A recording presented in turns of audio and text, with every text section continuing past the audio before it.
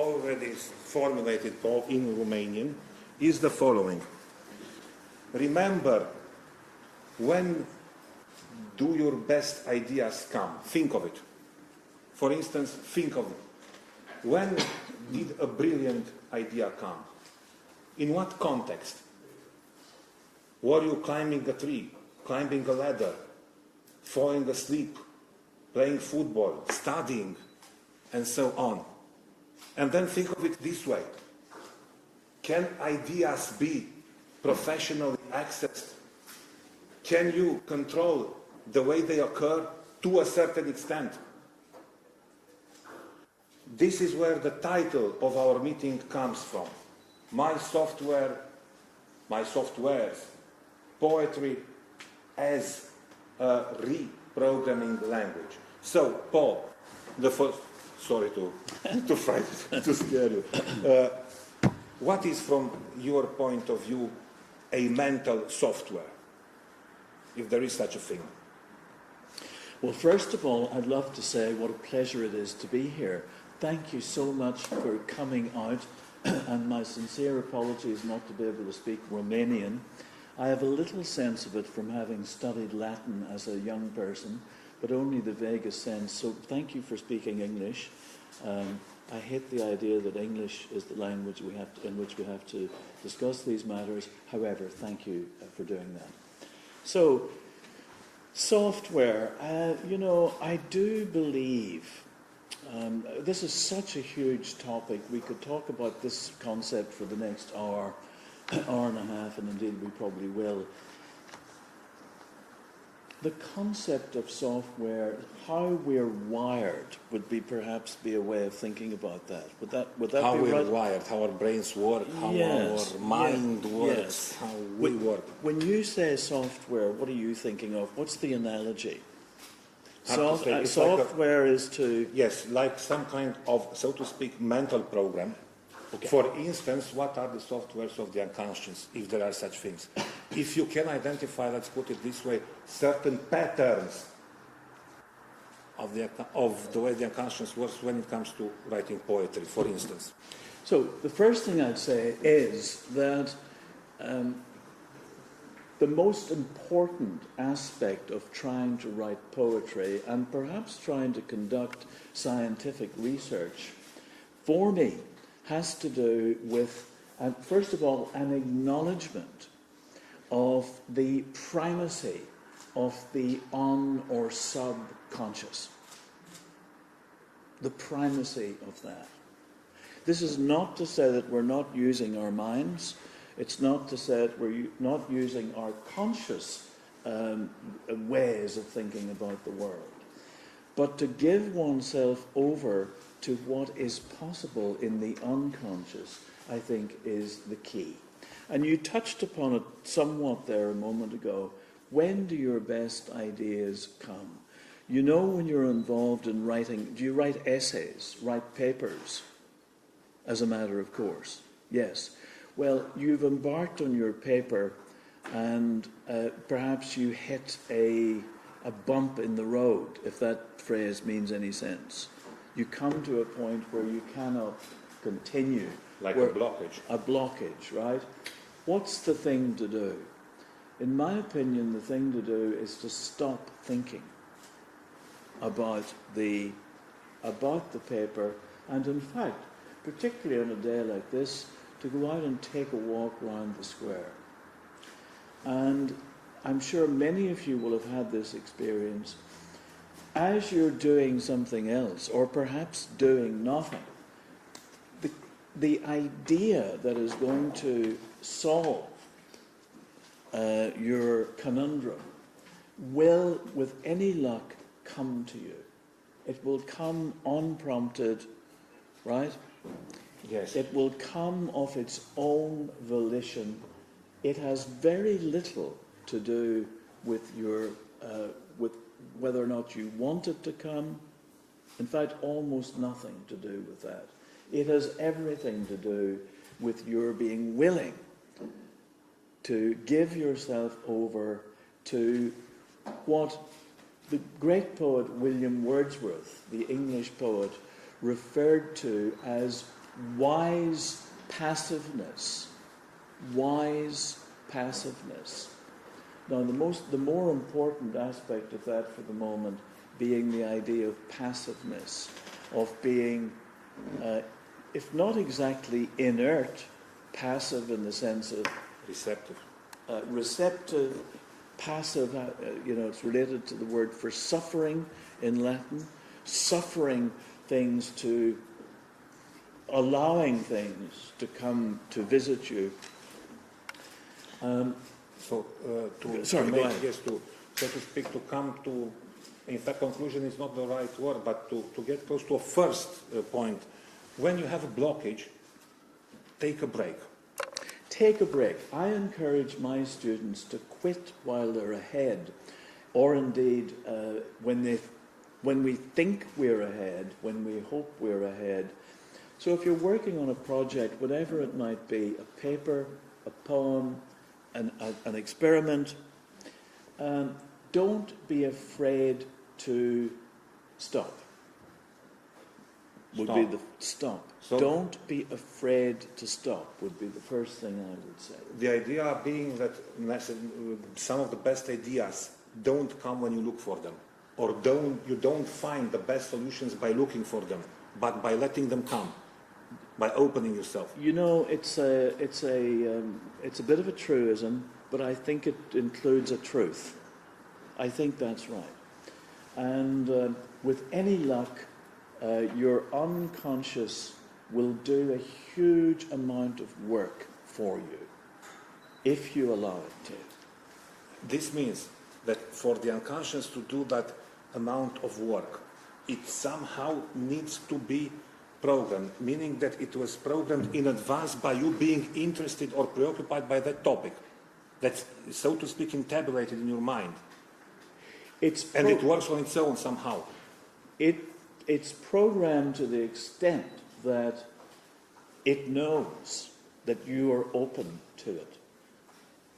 So that, for example, if I go to bed at night and I have an idea just as I go to bed, or I have an idea for a poem, say, in the middle of the night, to go back to the software image, I am programmed to such an extent that the first thing that comes to me in the morning is that phrase or that image. That's because I myself, in some sense, have become a machine.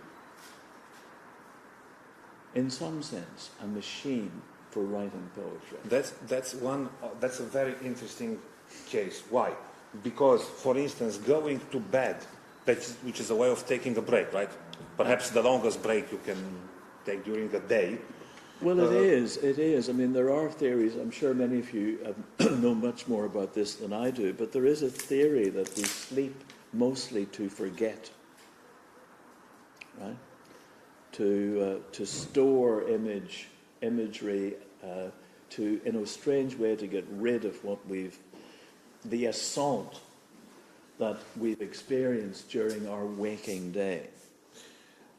But I'm not sure if I'm responding to your question. No. So the idea is that you have to take a break somehow. There are different kinds of breaks you can take. Let's speak about these breaks. For instance, going for a walk. Yeah. Like deconnecting, relaxing. As you relax, ideas tend to pop up, solutions tend to appear when you least expect them, most often. Yes, and armed with that knowledge, it's when one least expects them, one may act upon that and expect nothing, right? So that can become a technique. That is a technique. Expect nothing. Know nothing. Now that seems like a strange thing to say in the context of a university. But I spend most of my time at the university in which I teach, when I'm teaching students to write poems, encouraging them to embrace ignorance, right? Ignorance, not what one would associate with the university context. But I'm given encouragement in that regard by a phrase that's used by another great poet in the English tradition, John Keats, who developed a concept of negative capability. I don't know if you've come across that idea.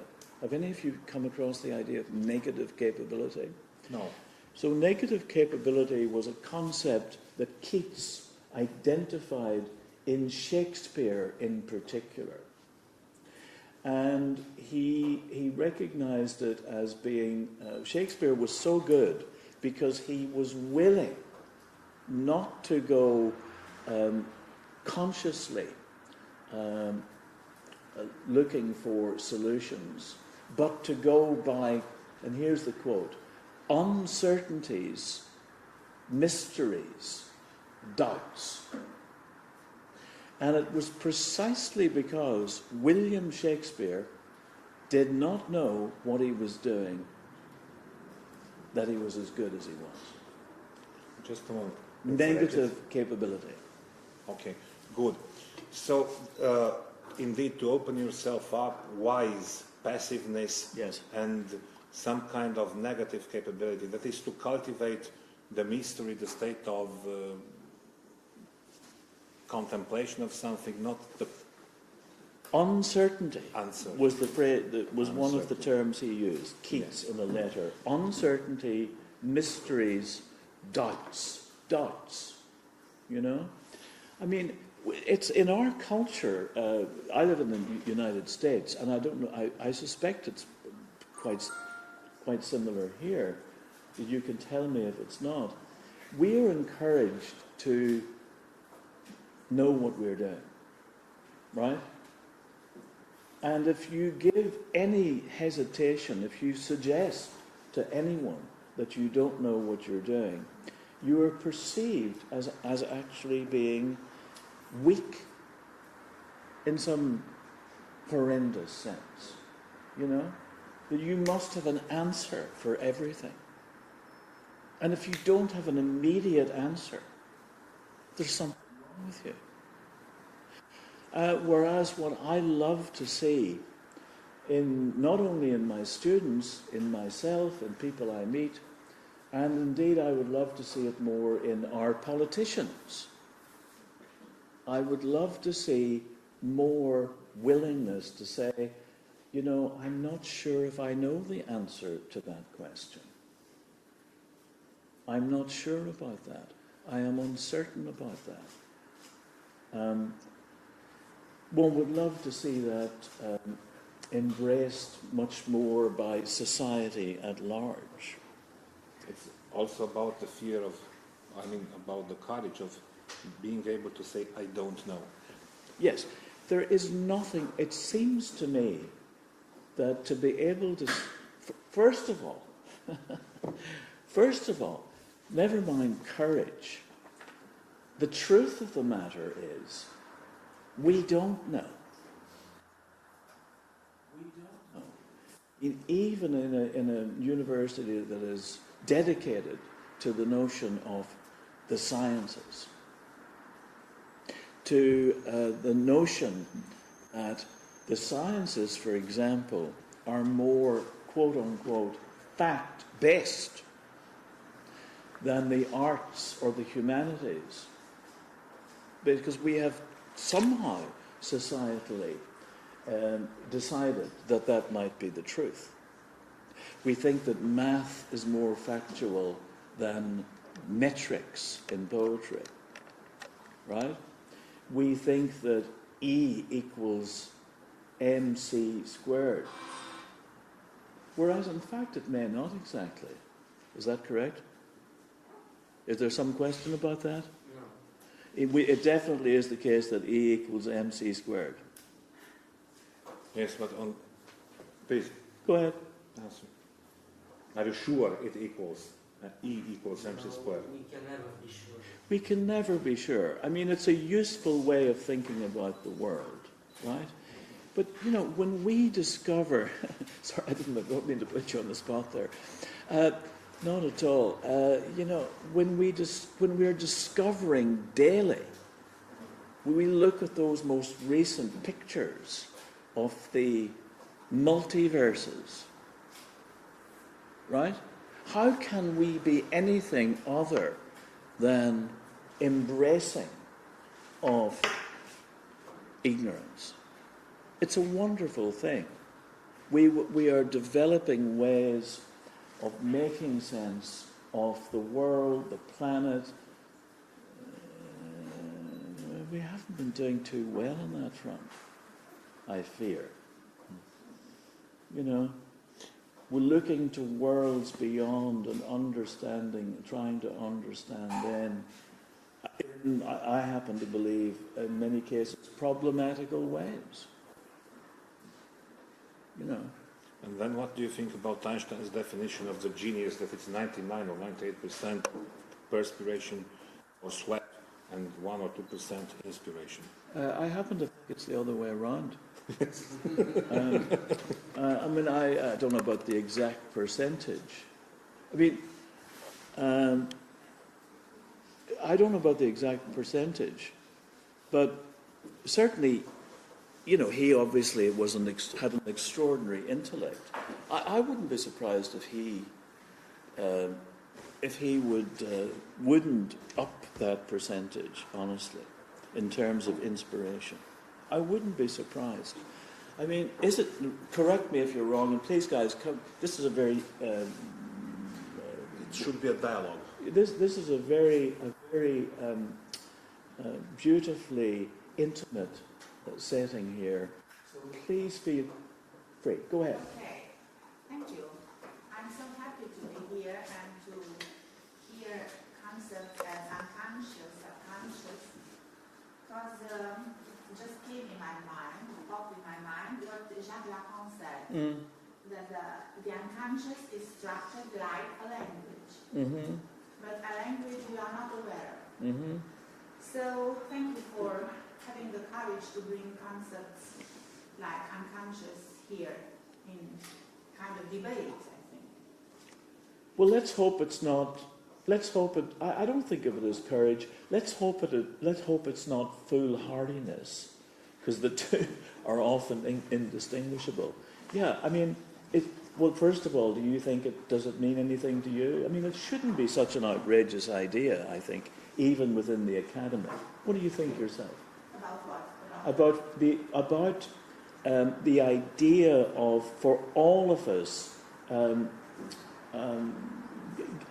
giving the unconscious more house room, right? Oh, I appreciate very much this idea, and I think that in Romanian culture we have a kind of tradition about that, but we are disconnected from this tradition.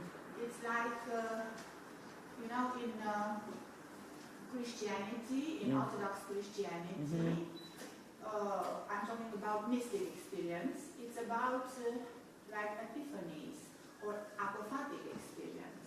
So putting the reasoning mind a little apart and just contemplating and being open toward mystery, toward emptiness, toward The void. toward a present void. But not the void, I don't like this word. I prefer the word surprise. Yes. So listening toward Okay. something from the unconscious. Let's also turn now to your questions and ask, give us examples. When did some of your best ideas come? Describe the context. You said, for instance, that... Give us an example. When you are bored, I don't know. Bored? Bored. Well, not bored, but when I don't have anything specifically to do. For example, when I come from school, I go by foot. So, you know, I may have some great ideas there. Yes, absolutely. Can we come to you in a second? You know, Wordsworth, whom I mentioned earlier on, William Wordsworth, spent a great deal of his time walking up and down at the bottom of his garden, from one end of the bottom of the garden to the other, as he composed his poems. And indeed, you know, he tested them out on the ear as he was writing them. And it's almost as if there was a connection between the idea of his going by foot and the notion of the metrical foot. It's a little bit of a stretch. But so to go in a kind of reverie would be a term that Wordsworth would have enjoyed. And boredom, you know what? Boredom is a concept we should be embracing much more. You know, if indeed there is truly even such a condition. Because I think something interesting will happen if you entertain the notion of boredom. The world actually will not allow you to be bored, I think, in some level. My apologies for taking so long. I want to say it's very strange, but my best ideas usually come when I'm very bored and it's late before I go to bed. So there are two things there, because you can also get bored during the day. But do you think that sleep, or entering sleep, when the brain starts to function in a different way, has an important role here in finding these ideas, in opening them? Maybe, or it can also be about the... can also be about the tiredness. Exhaustion. So, it may be a factor, not just boredom. So basically, please notice that apparently negative concepts, boredom, exhaustion, passiveness and stuff like this, have in fact a very positive role when it comes to opening up to ideas and to creativity. I feel like if you really want to think something, you really need to think something and not just sit there, and that's why the ideas come. Now, what do you work on yourself? Are there particular scientific, are there particular areas of exploration that you're interested in? I'm 6. Sorry? I'm 12, so You're 12. You're 12. Yes. You're at your best. Some of the greatest poets are actually round about 8. Yeah, so you may have peaked. I'm only kidding. The greatest mathematicians are, what's the general thinking about that? 12? Yes. Yeah. And so that's great. That's wonderful. That's wonderful. So I didn't really do much school, so I can't say what I feel about physics or chemistry, but right now computer science. Right. Excellent. So have you had this experience of having bright thoughts, bright ideas, visiting you rather than you're going to them? Yeah, I think that's right. So basically they don't come when you look for them. I can't say that Actually, I can't say that they come at the worst possible moment. That's funny. So like if I do something, I try to solve A problem. a problem. Did you hear that? The solution comes to my mind right when I need to go to sleep. Yes, you know, there is one way of thinking about a poem is as a solution to a problem only it has posed. So it's not as if there is we don't even know what the problem is. until we see, that's a solution, an answer, quote unquote, to a question only it has raised. Right? So, you know, one doesn't even necessarily know what one's looking for until it finds you. Yes, and there are great examples. The state when you slide into sleep, and when the way the brain functions, the brain waves change, is called hypnagogia. Both arts and science work pretty much. It can provide solutions for both art and science. There are great examples of great scientific discoveries when great scientists took brief naps, when this is what a break from their work meant. Not a night sleep, but a nap. And as they fell asleep and entered that state of mind, which is partly lucid, you know what I'm saying? So not fully asleep, but as you enter sleep, certain solutions come. But let's see other examples. Great ideas and their context, please. It may sound weird, but I think that my ideas come when I'm very tired of a lot of exhaustion. For example, like in the evening, I'm doing an essay, for example, in Romanian, or I'm doing my last homework, and just my mind comes to wander, and I can't really concentrate. Then I feel like my ideas for others. Give us an example. What was one of the best ideas you had in such context? For instance.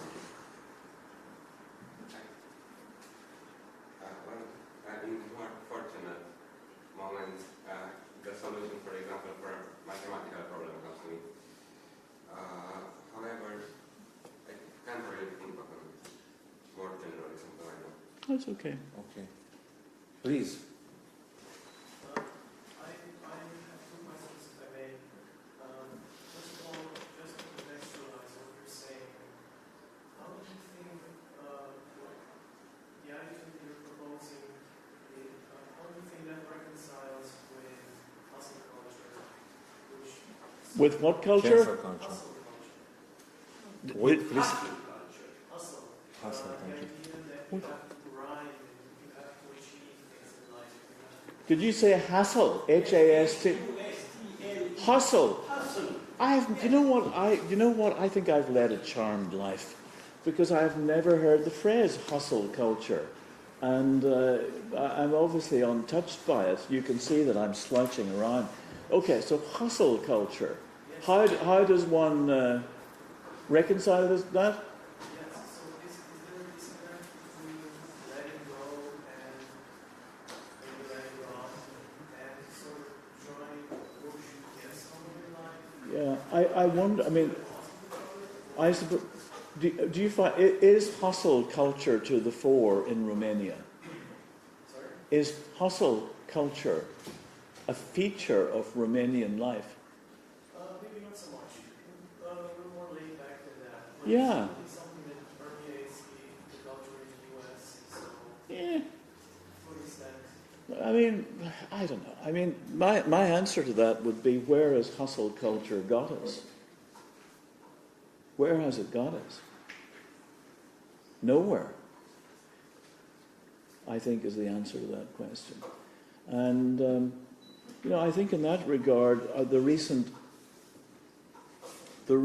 pandemic, I think, is actually quite instructive in terms of having people slow down a little bit, you know, if not come to a dead stop. You know, I think I think if you look closely at the idea of hustle culture, which, as I say, it's not something I've ever really thought of, and that may be because I'm so deeply involved in it that I don't even notice that that's the culture I live in. You know, I may just be impervious to it. But I'd say, where has it got us? I would give this other idea a chance. And the second question, you said you have two questions. The second question is pretty much on the opposite end of the spectrum. How do you think what you're saying relates to the connection with the divine? The connection with the divine, right? The divine. I think it was Lao Tzu that said, by doing nothing, everything gets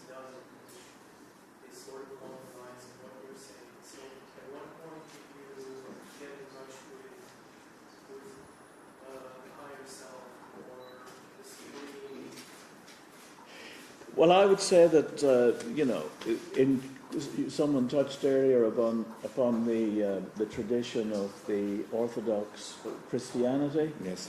And I touched it because that's the culture in which I live. Right. But I It's think a- other religions Oh, have there the are. same experience. Absolutely. I would say, I mean, I'm not an expert in this, but I would say that, you know, what I'm describing in terms of the most effective way of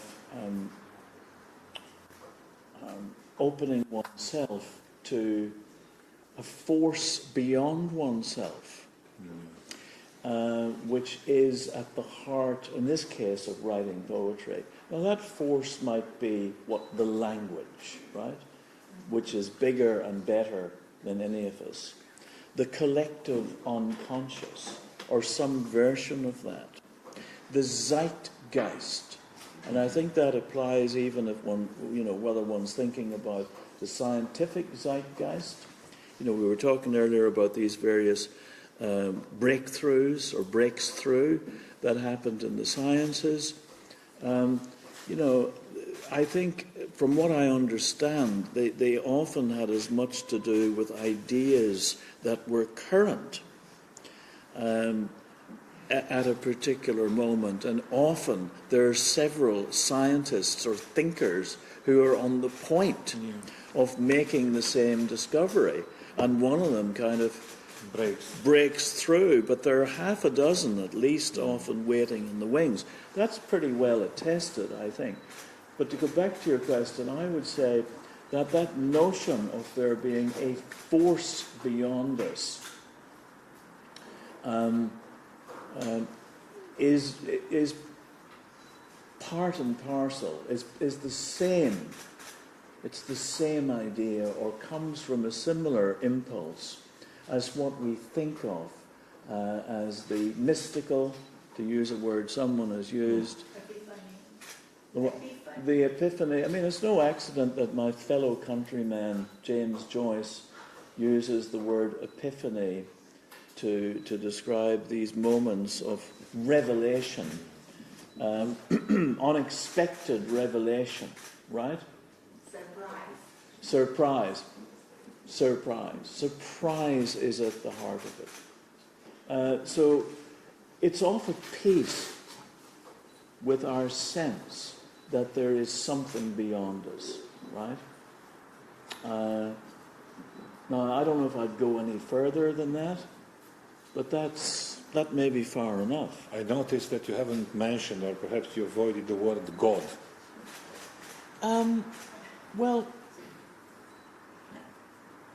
I don't like to take the name of God in vain. Yes, please. But by, you know, I mean, the notion of a force beyond us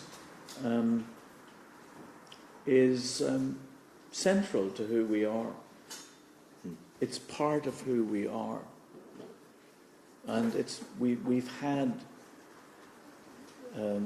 ideas about a Godhead or Godheads for as long as we've been around. For as long as people have lived in this part of what is now Romania, they've had that idea for whatever reason.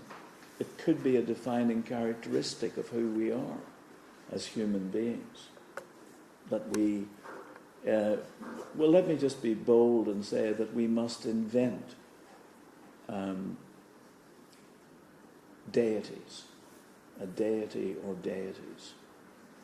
It's one of the reasons why I believe in God, is because I believe in human beings. And human beings, I would say, invented God. That brings us close to a very interesting topic and close to an unsolvable topic, the relation between imagination and perception. Do you invent or do you perceive, especially in certain states of mind? But that's somehow a different topic. Please. So, in my opinion, I'm an engineer. An engineer. I'm not apologizing for this. I am what I am. I think that the main question today, when your great ideas come, it's a little bit also linked about what kind of great ideas, linked to science or linked to art, for instance. So I agree that it was a great question that you had about the definition of Einstein for the genius. Okay, I can extrapolate a little bit, not for the genius, but for the scientific researcher. It's true for me that in order to have progress in this, you need 90% of something sweat, and the rest is inspiration. But in my opinion, and I would like to see your opinion on this, in art I think that it's quite the opposite. It's 90% inspiration and maybe some sweat.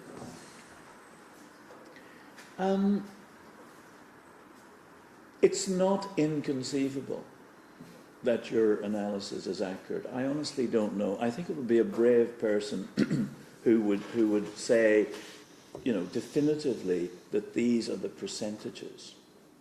And I'm sure that they vary from case to case, from instance to instance, from revolutionary idea, or at least what we perceive as a revolutionary idea. And that, in fact, may be simply because we have only just stumbled upon it, right? And we are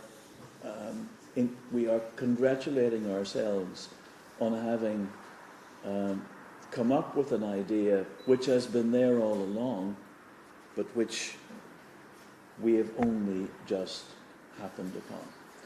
So, I mean, you know, there are degrees I think there are degrees to which inspiration and perspiration might be involved. Let's go back to the engineering model. Many of my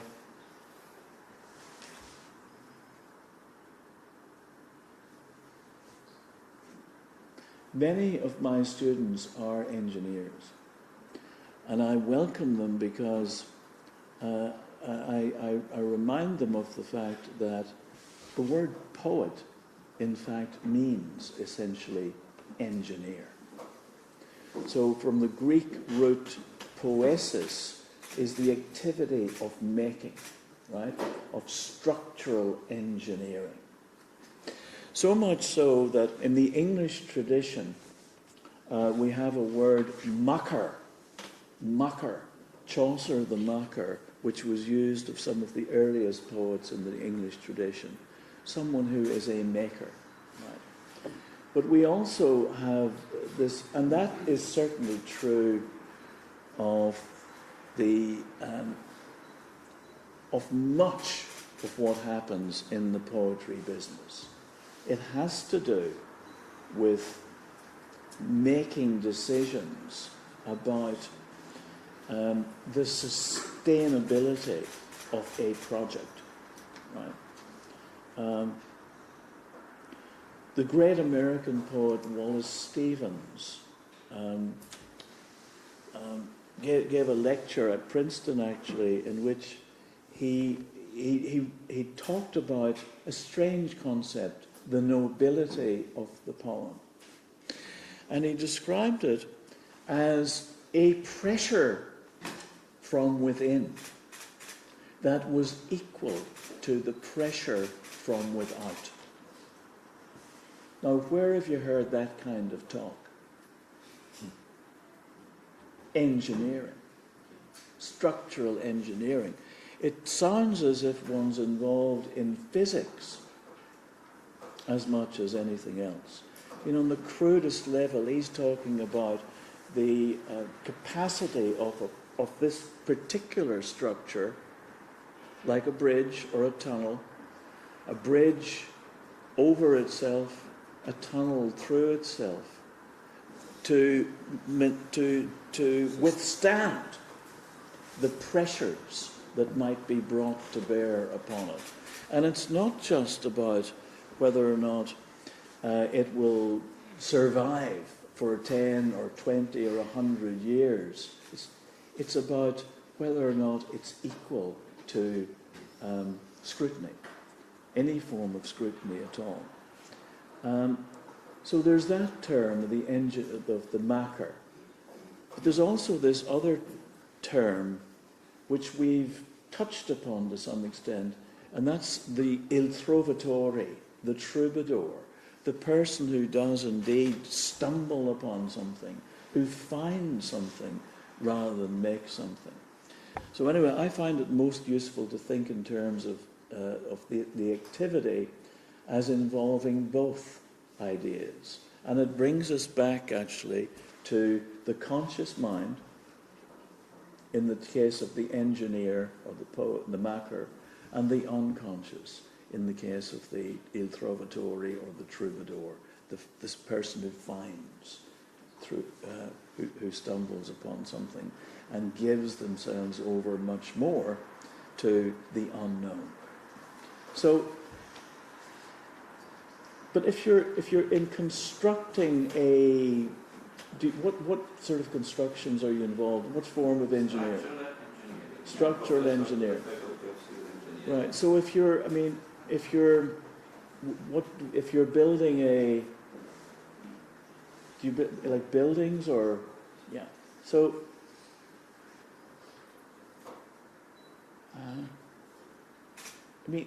you may bring to each circumstance a huge amount of expertise and knowing, right? But would it be right to say that with every building you build, that you plan, there is an element of uncertainty as to whether or not, crudely put, it's going to be equal to such forces as might be brought to bear upon it that might not just fall down? It is. In fact, this is the science behind a design for a building. We suppose, as shocking it may be, that 1 in 1 million buildings properly designed will fall down. See, I think that, we're back to percentages. I think that's fabulous that you entertain that uncertainty. Yeah. It's a start. Yeah. Am I making any sense? Yes. That's a first for me. Yes, please. If questions.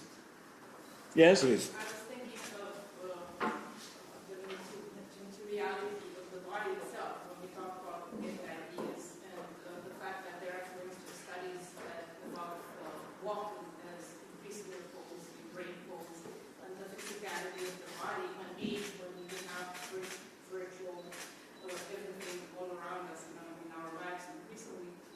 And there are these connections between the brain and our limbs. For instance, children, also there are studies about children learning, developing faster if they play with their hands, if they use their hands. And likewise, if you walk, your brain develops at any age. So this connection between the physicality of our bodies, which we cannot use at this point deny, and creativity of the that's one important. Yeah, absolutely. I mean, we can't really distinguish. I mean, we can't split them, can we? But then there is also this interesting fact about the kind of break you take and the way your body, your brain, your mind included work when you take that break. It's one thing to walk in the park, let's say, it can be very effective and relaxing. It's one thing to take a nap or slide into sleep. It's one thing to drink a coffee, you know what I'm saying? Can the outcome, the result, the creative result depend on the kind of break you are taking, not just on taking a break? Because many people take different kinds of breaks, so to speak, very different when it comes to the break itself becomes a quest. You know what I'm saying? It's basically breaking the way the brain works. And this is one question, Paul. Does work mean programming the brain?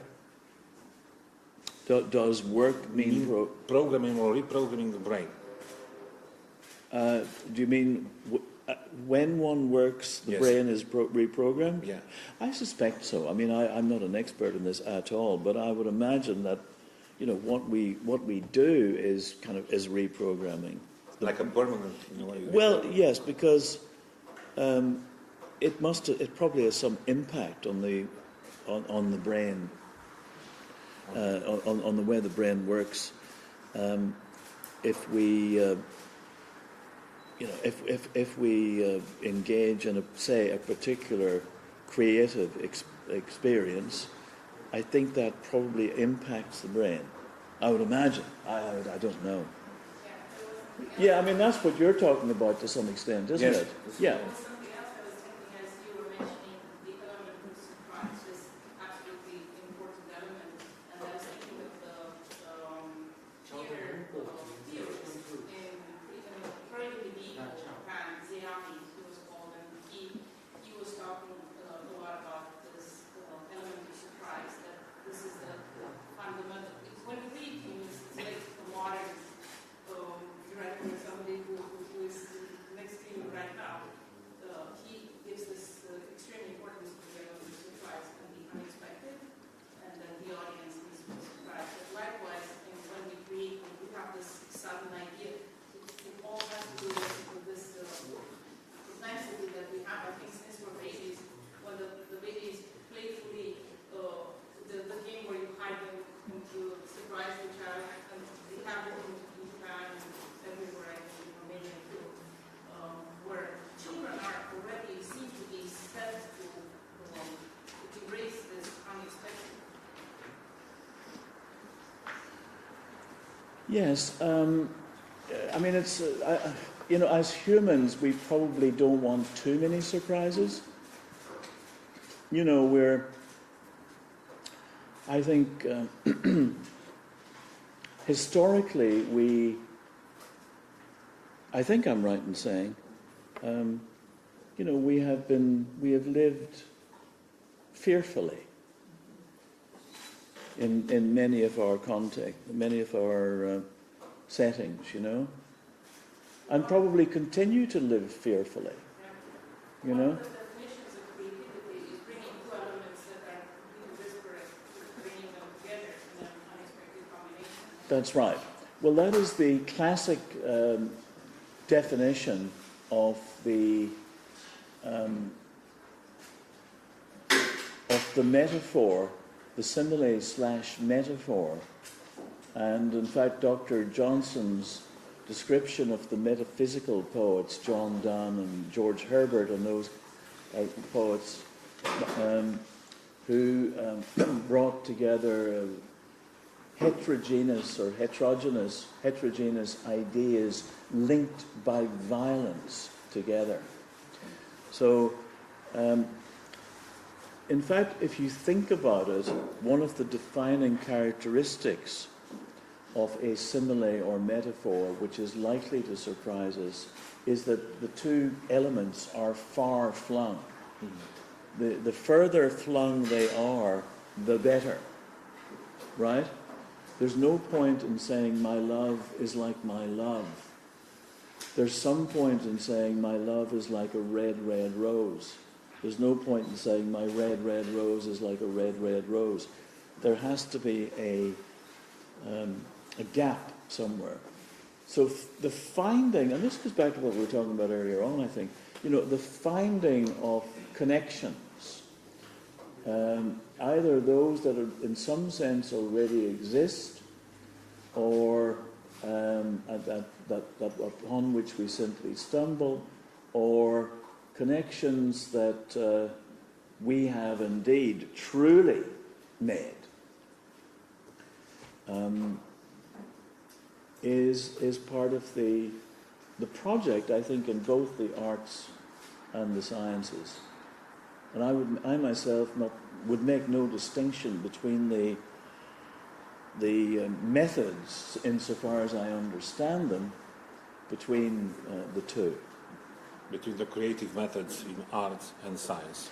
Well, I think it's all creative. Yeah. Is that a horrendous thing to say? Okay, questions, please. Please. I have a question. So we go back a little bit to engineering again. So you are, Paul, you are a very successful writer with a lot of books, poems, and a lot of prizes.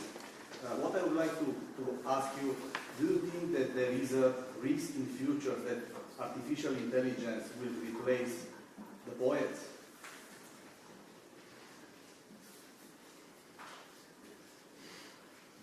Sorry. Sorry. I'm just giving you thinking about that. What a question. What a question. Artificial intelligence. You know, artificial intelligence it has been around for some time, I think. Is that correct? Yeah. How long has it been around? Probably 20,000 years. Yes. 20,000 years? Did you say? No, I say 20. 20. Or 20 or 30 years. I thought you said 20,000 years. Yes, go ahead. It has been around for about 20 years, yes, but not the generative kind. So only the ones, the types that classify kinds of data. So not the kind that can write text. So artificial intelligence can only classify data. Has only been able to write text for about 3 years now. Right. You know, I mean, the answer, thank you very much indeed. The answer to that question is I honestly don't know.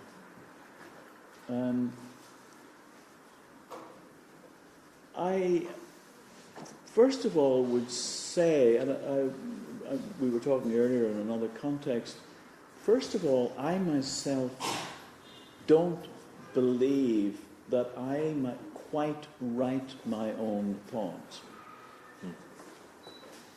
So that's my starting point for the response to that. Yes, in fact... Does that make any sense to you?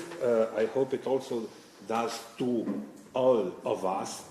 The idea would be the following, that when you enter, so to speak, or when you reach a truly creative level, the work you are doing, not only the poem, somehow generates itself. In the case of a poem, it somehow writes itself.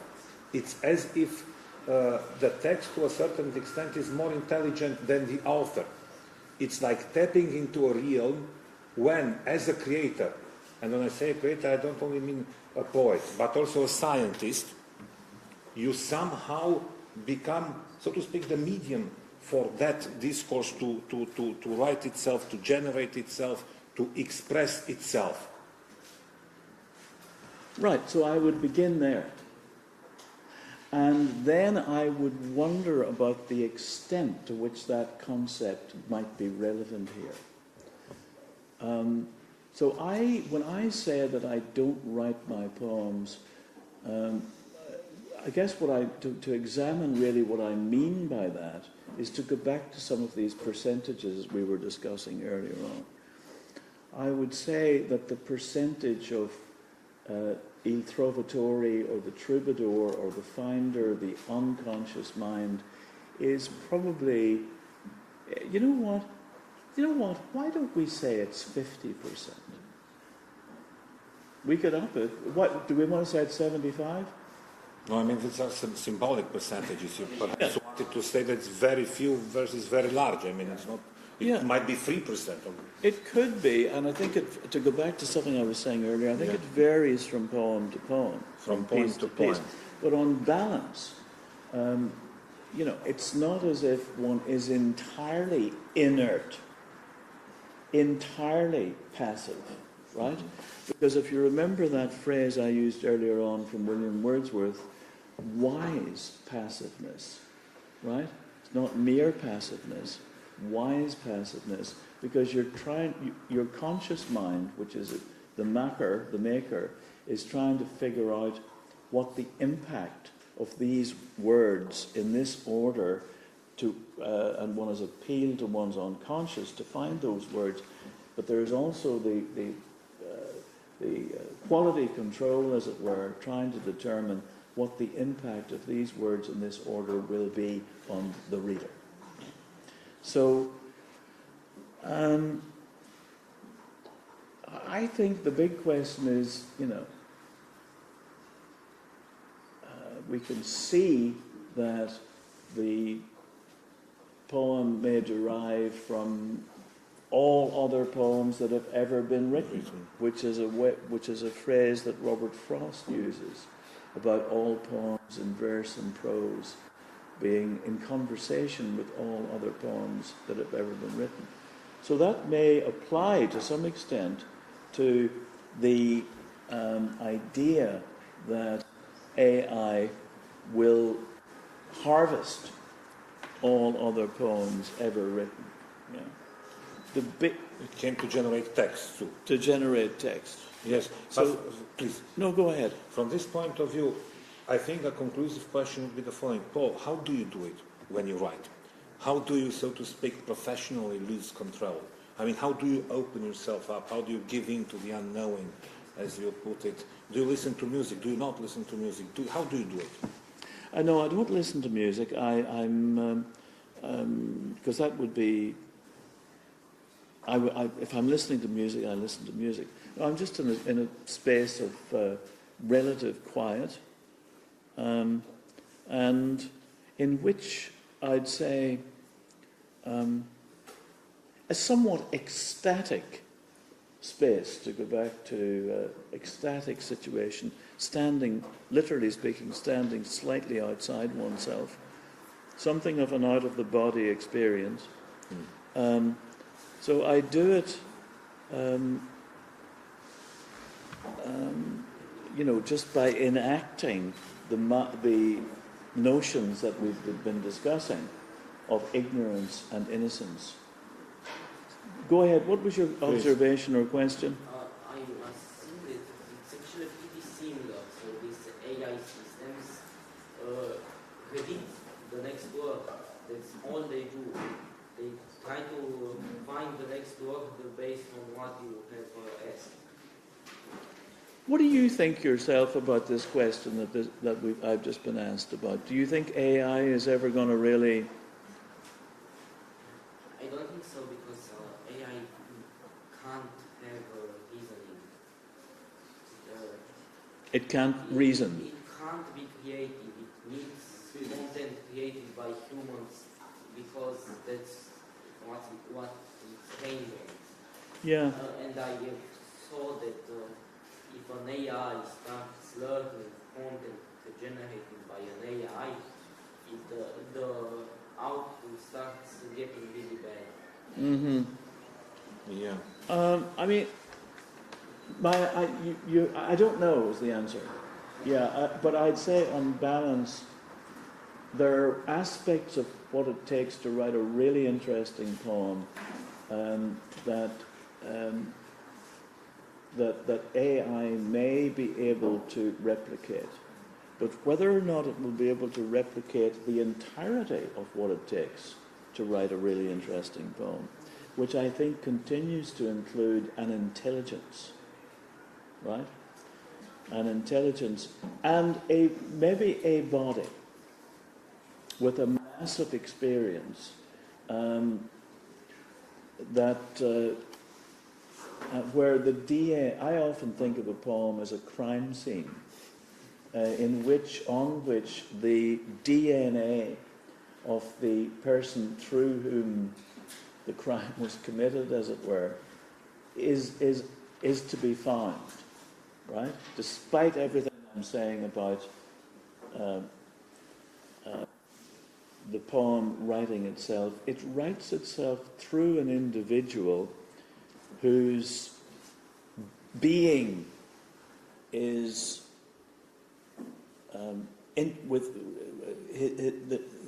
their being is intimately connected with it.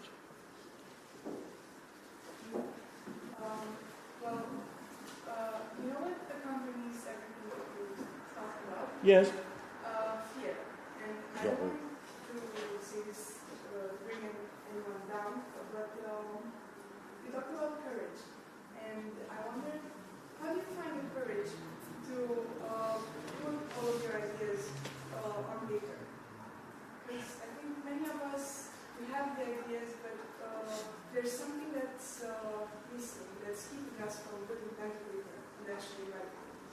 Just a moment. There is a quote from Paul Muldoon. This was one of the questions which sounds like this. If one thought about it, what we talked about much, it would be quite scary. And people do find it scary because we like to be in control. I don't need to be in control. I don't want to be in control in this business. I want to be at the mercy of something else. It's you, in fact. That was It's a me quote apparently, or someone. It was, I don't know. No, so to go back, you see, the question, it's not for me about setting down or expressing my ideas. So I'm not I don't have any ideas to speak of. I really don't. I am in the business of finding out what the poem wants to do, what its idea is. Is that what you're talking about? Yeah, I mean, I don't. I never think of it in terms of courage or fear. Let's protect in the sense, I mean, if you thought about it, of course, like if one thought about it. Let's take it a step forward. Yeah, sure. Because this kind of principle, so to speak, of the self-generating text and poem and answer to or solution belongs to science, to occultists, to other things too. What is the scariest experience you had from this point of view? Because you also said it can be scary at times to open yourself up and stuff like this. Did you have any really scary experiences when it comes to facing the unconscious, let's put it this way? Really scary.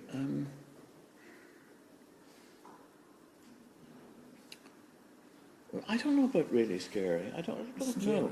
I don't. Do I? Yeah. The quote is this: what I presented. My question is, what are the scariest experiences? The scariest experiences. I'm not sure. I don't really know. You know, and certainly at some level. I mean, I think one should be at least slightly taken aback by every poem one writes, you know? But, I mean, I don't mean scary I don't know if I've ever had a scary experience in the, like a horror movie sense, you know? But, I don't know. And one question for you as an engineer, when finding it or looking for a solution, having an idea, did you ever have that? Thank you so much for being here. I really appreciate it. Thank you. Did you ever have the idea, the feeling that somehow your scientific project is self-generating? The way Paul said about poetry. In arts, this is a standard approach, in the sense that you tap into some kind of realm which takes you over in a positive way and somehow generates itself.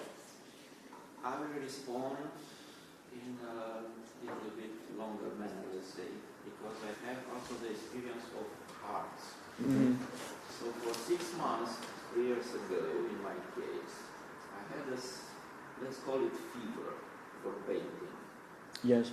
And it was only in those 6 months in which nothing particular happened. So it was just a period. It appeared and it disappeared. And that's why I said that maybe in arts you need, let's not say 90%, let's say a huge amount of inspiration, of fever. And I understand what you said before, that you are not sure that you are writing the poems by this kind of fever. And I experience it also. So when I wake up at 3 o'clock in the morning, in that period of 6 months, more or less, I was driven by something. And I put on a piece of paper a lot of colors. And I knew when I had to draw the last line. It's crazy, but I knew that I need this last line, this last color. On the opposite, total opposite in science, in research, in order to have ideas for a research project or something, I have to dig in. for an entire day, maybe for 2 days, I don't know, I have to read everything about it. I have to be with my head inside. I don't have to answer calls in this period. I don't have to write emails and respond to emails, things like this. I have to enter inside, and then the good ideas come. Yes. It's true that I may have inside the project a good idea when I take a nap, but only if in the period of the nap I'm with my head inside the project. That means if you're programmed somehow to... Yes. Yes. So I have all the data, let's say, and then the ideas come. I think Edison discovered that there's something about electricity taking a nap, so brief sleep.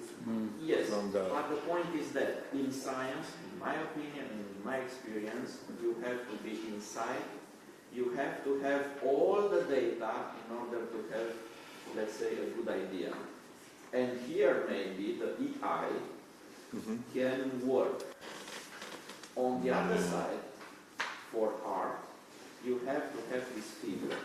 And then I'm not sure that the EI can have this figure. Right. So well, first of all, the fever and the fervor, to go back, that is kind of the religious, quote unquote, experience. What is often, the mystical experience. The mystical experience is a way of talking about it. But is it possible that your research for your painting had taken up your entire life until then? No, for the painting I did the research in zero. Yes, but I'm being slightly devil's advocate and suggesting that in fact your entire life had been your research for that. My entire life, my figure in my entire life is that I have zero talent for painting, for drawing, you see, really. Because I had this kind of fever a lot of times in my life since I was a kid, take the pen or the pencil or something and to draw something, and everything was garbage. Yeah. Until these 6 months, I don't know if it's garbage or not finally. Well, what I produced, I said, okay, this one is okay, I like it. Yeah, the impulse is the important thing. I also paint, I'm terrible, but it doesn't matter, I would say. Now, here's the other thing. You use the word garbage, talking about ideas. We've been saying a great deal about how wonderful it is to have the idea visit us, right? Or the image, whatever, visit us, and we appeal through unknowing. The problem with this is that does not guarantee that though we think of it as being a wonderful idea, it does not in fact mean it's a wonderful idea. Because our capacity to delude ourselves is endless. Okay, so we have some robots here. Robots? Yeah. Please. Introduce them to us. This robot can only move around, so it's nothing special about it. Yeah. The other one? The other one is connected to a flight simulator on the laptop, and it can, it tries to simulate the airplane seat moving. Yes. So like some kind of, so to speak, aerial poem, like the experience of a pilot. Yes, exactly. Listening to Paul, listening to your colleagues here, can this help you? What we discussed about poetry, creativity, and stuff like this. Yes, now, because I usually have different problems about building the robot, and now it's easier to find solutions. I now discovered another way to think, and what way? to just disconnect, so turn off the computer. Yes, exactly.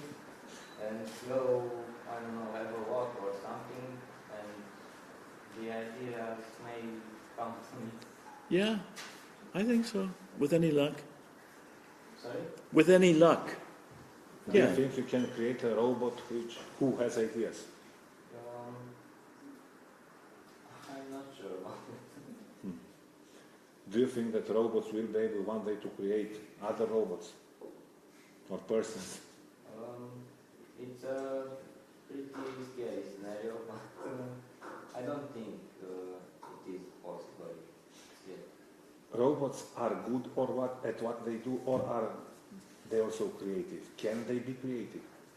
Could they become creative? I don't think so, because they don't have that drive to discover. I don't know. But So their intelligence will remain artificial. Yes, so other question. When it comes to robots being creative, first of all, they need to be fed sets of data. And second of all, they shouldn't necessarily be physical. They should be Virtual, or how should we put it? exactly virtual, not necessarily physical. And again, they have to be fed sets of data, huge amounts of data, to create something that, quote unquote, is creative and new. It can never necessarily be new, because it's still based on what you give them, what type of data you give them. Of course, the more data you give it, the more creative it can get, but it cannot create, for example, an art, actual art, paintings. It can only replicate. Yes, please. Basically, robots cannot invent. They can only combine the examples created by humans. They have learned and try to create something new like it, but they can't invent. They can't invent. Listen, this was one of the questions nearing the end of our discussion, one of the questions that was raised when we implicitly, when, for instance, Paul said that the text somehow self-generates itself. You don't invent it. You don't create it. It's, to a certain extent, creates itself. The question is, a robot, okay, can become a creator. This is what you're saying, a true creator, the way an artist does. Another question is the following. Are humans truly true creators in the sense that, or you either tap into some kind of ideas, some kind of realms where ideas come from?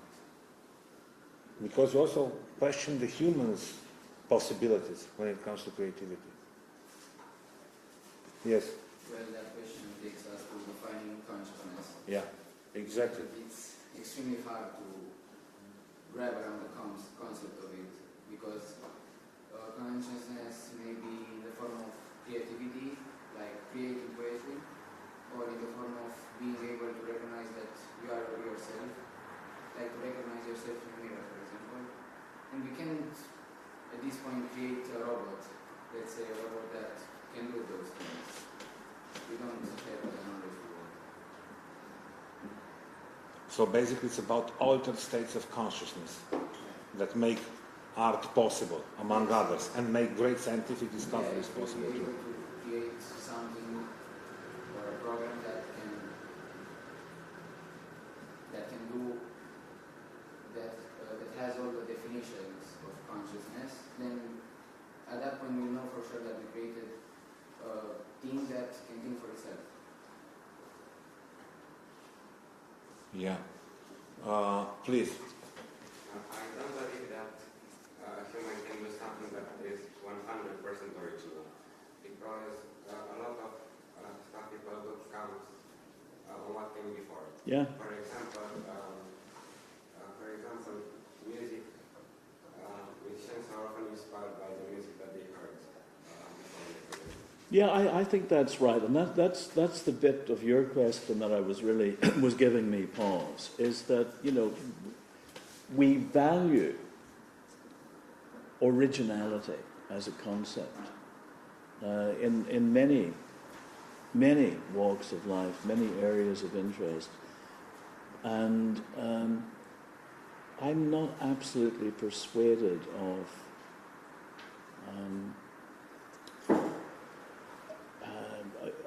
of the notion of absolute originality. It may be that these words in this order, to go back to a phrase I used earlier on, which comes essentially from Coleridge, I mean, maybe these words in this order represent something that has never truly been seen before.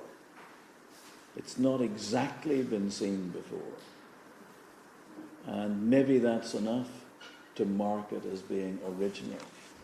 But I think your point is really very important, that we are all, if we're lucky, inheritors of our past, you know, what we've read, what we've heard,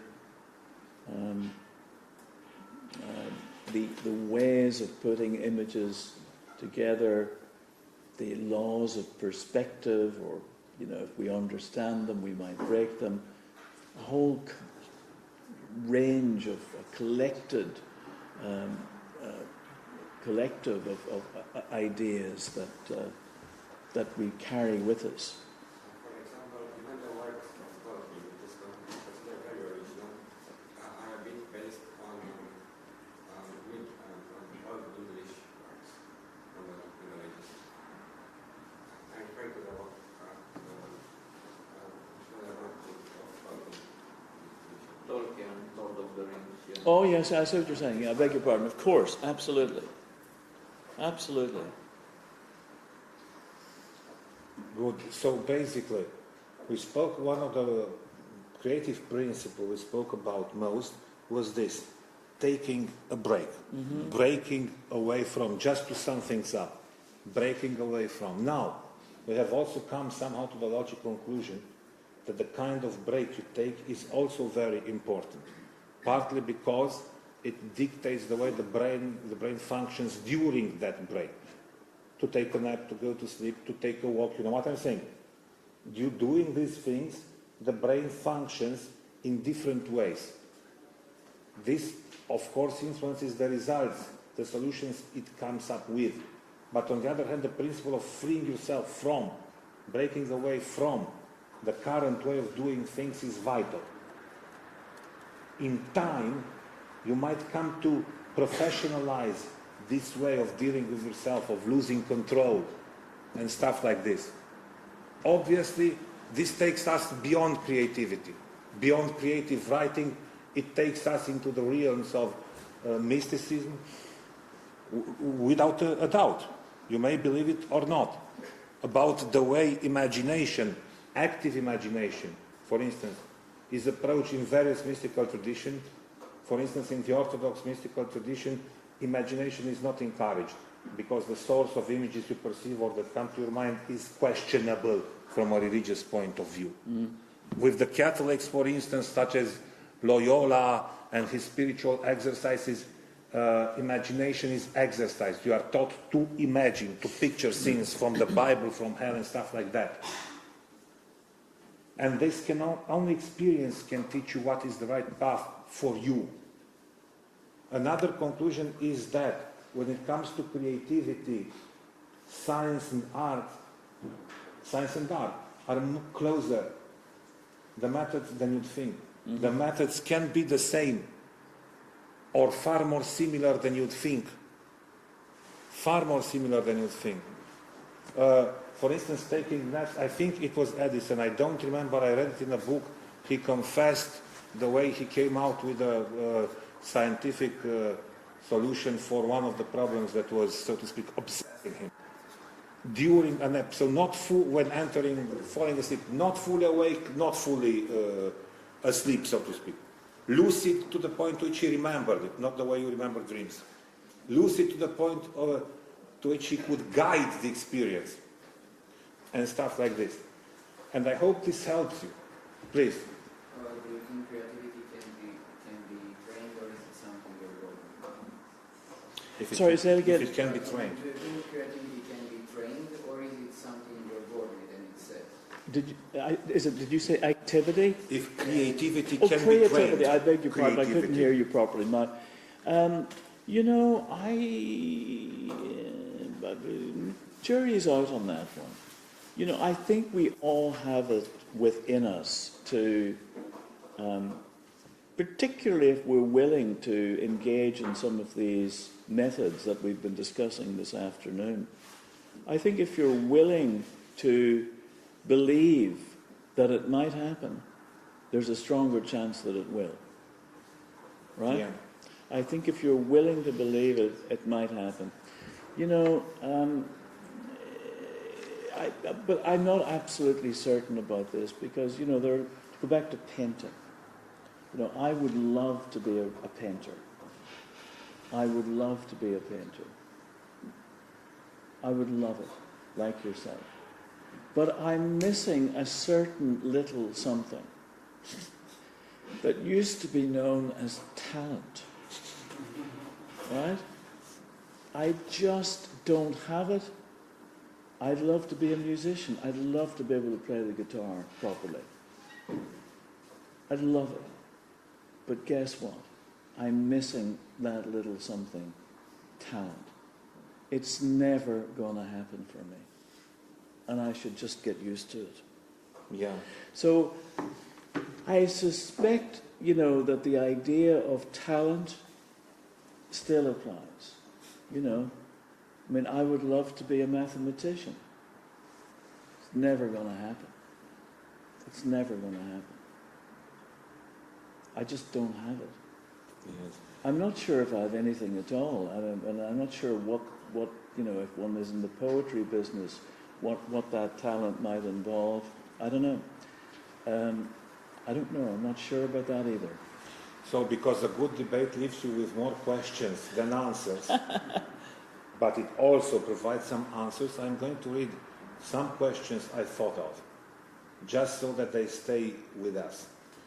For instance, we didn't get a chance to discuss the relationship between the right and the left hemispheres of the brains during the creative process, and about the way their activity influences things.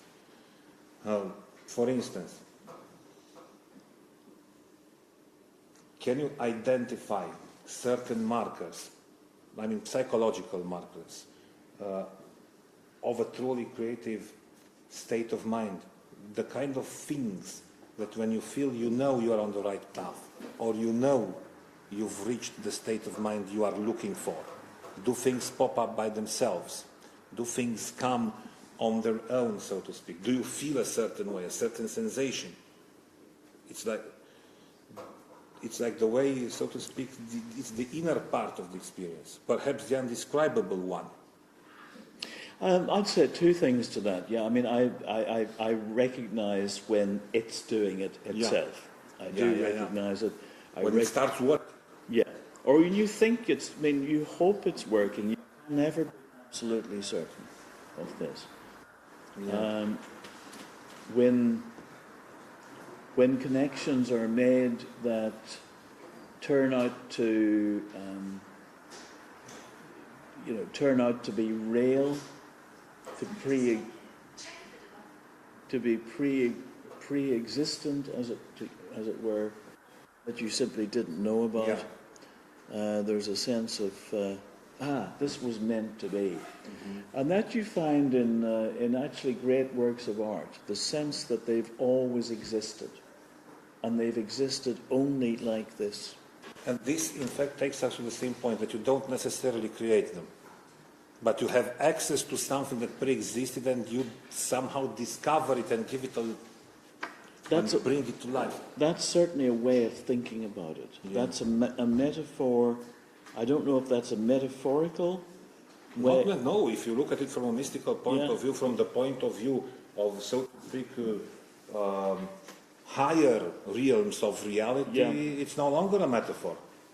And what we are also going to talk about, but unfortunately there is no we don't have more time, about form, poetic form, as a way of programming or reprogramming poetic content, if poetic form can be considered a software, so to speak, such as, for instance, the sonnet or a fixed form can be considered a software that reorganizes the poetic content.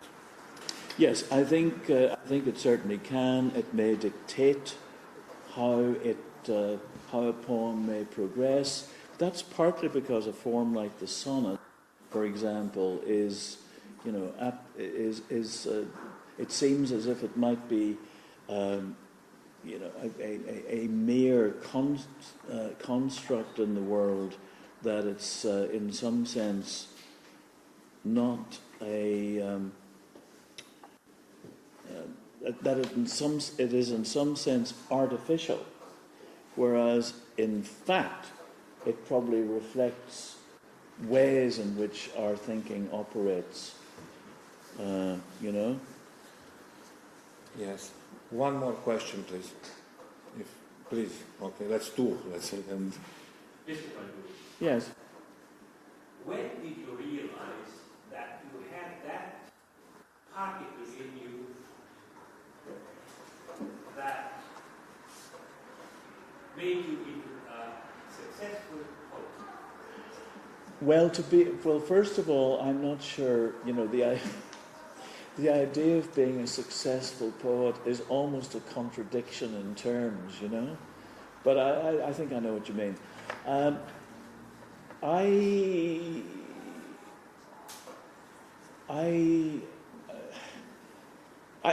me just go back. I'm not sure if I am a successful poet, to be honest.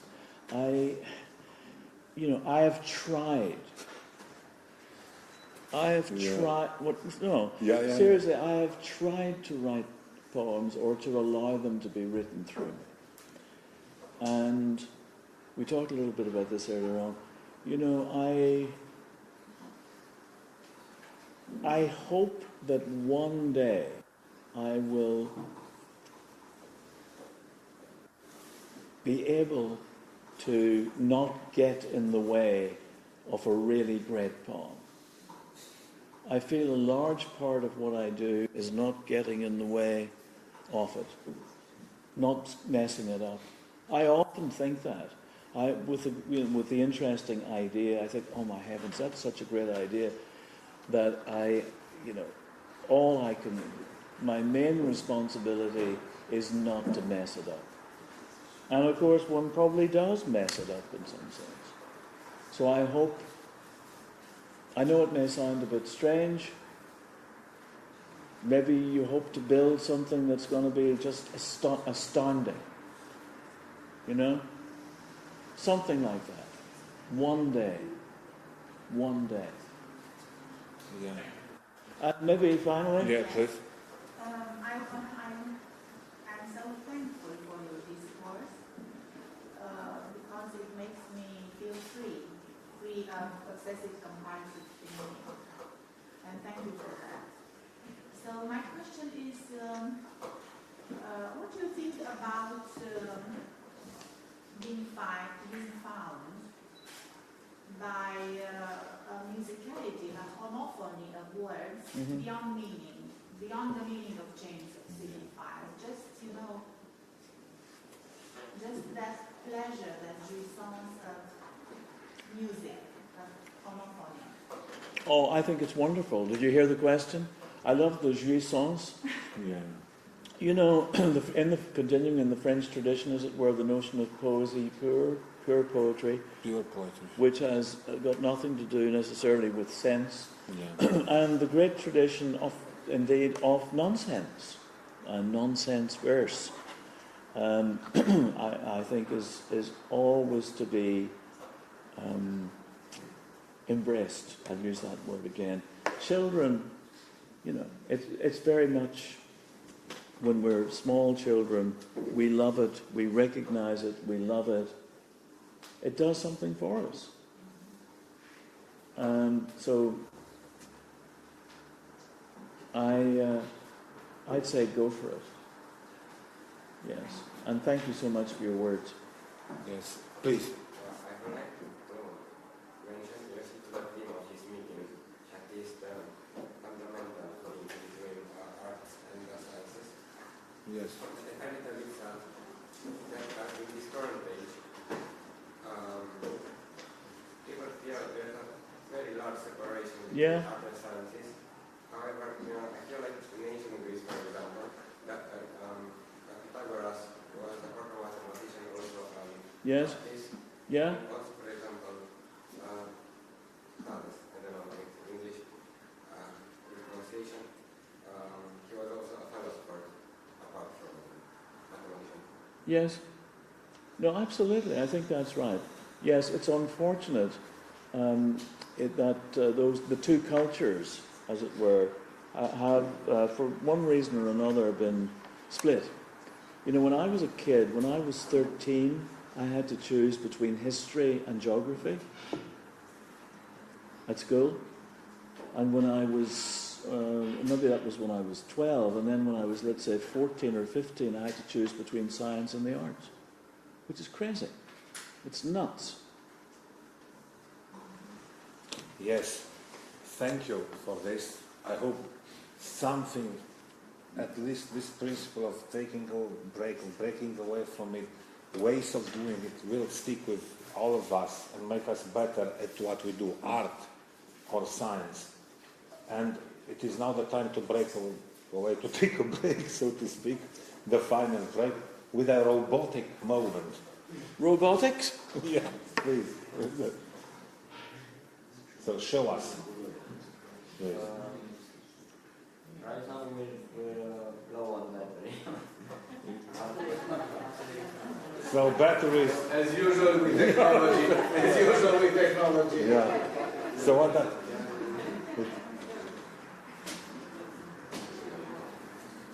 Okay, let's see. So this is a game created by us. Just a moment. So a game created by them, please. It's a flight simulator, obviously. So you're in the driver's seat, and this side here is the pilot chair that can move on all the axes. So for instance, if that chair was a real size chair, right? Yeah. And somebody sat on it, what would happen? He would be able to feel all the motions that he would feel in an actual plane. By having glasses. Yes. That's virtual reality. What kind of reality is this? Well, the glasses help you see this world created by us, the virtual world. So they are an insight to your world, to your creation, so to speak. Yes. Show us something.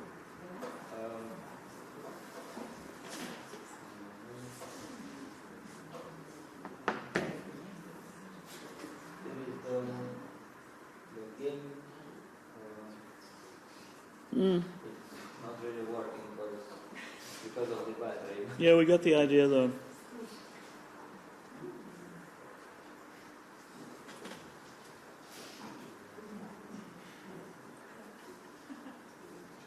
So you can fly around.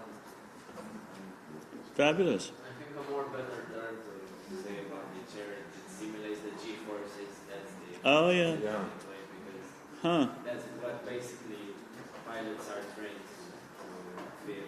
Because it's really hard for an untrained individual to jump in a plane and actually control it. Fabulous. Thank you so much. So that somehow access to a different reality. Yes. Virtual. It can also be used in the real world. Yeah. So for instance, like in pilot training programs. Right? And then there is a more modest robot, from what I understand, who wants to stay high. The robot, I mean. This one? Yeah. Yes. Yeah, but No one ever wants. this one is letting the wheel. Domnul corector, dacă se poate pune pe marță.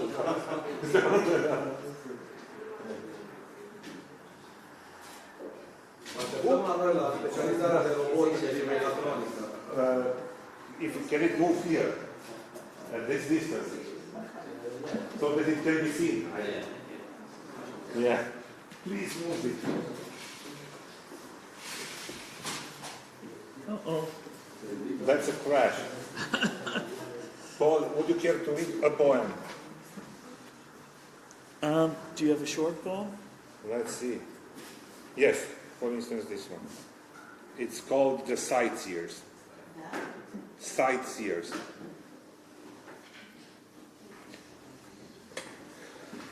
Yes, but there is also, look, I keep it this because the image tends to run to the... I you might have be- to keep the finger on. Yeah. Yeah. So there's a poem called The Sightseers. It's set in Ireland, probably during the 1950s. And, I mean, there are a couple of things that I should really explain about it, but I'm not sure if I will. Because we're kind of out of time, I think, aren't we? Please. So, The Sightseers. My father and mother, my brother and sister and I, with Uncle Pat, our dour, best-loved uncle, had set out that Sunday afternoon in July in his broken-down Ford, not to visit some graveyard. One died of shingles, one of fever, another's knees turned to jelly. But the brand new roundabout at Ballygawley, the first in mid-Ulster. Uncle Pat was telling us how the B specials had stopped him one night somewhere near Ballygawley and smashed his bicycle and made him sing the sash and curse the Pope of Rome. They held a pistol so hard against his forehead there was still the mark of an O when he got home. Which goes back to that idea we were talking about earlier of these two far-flung ideas. We've got the O of the roundabout or traffic circle and then the O of the mark left by the barrel or the muzzle of the gun on the forehead, and the two coming together. So anyway, listen, folks, thank you so much. Really thank you for being here, and I hope it made some sense, and I hope you have a beautiful afternoon. Thank you very much.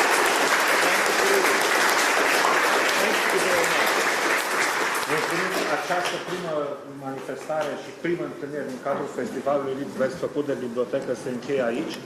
Mulțumim Politehnicii pentru găzduire, sprijin și pentru toate celelalte.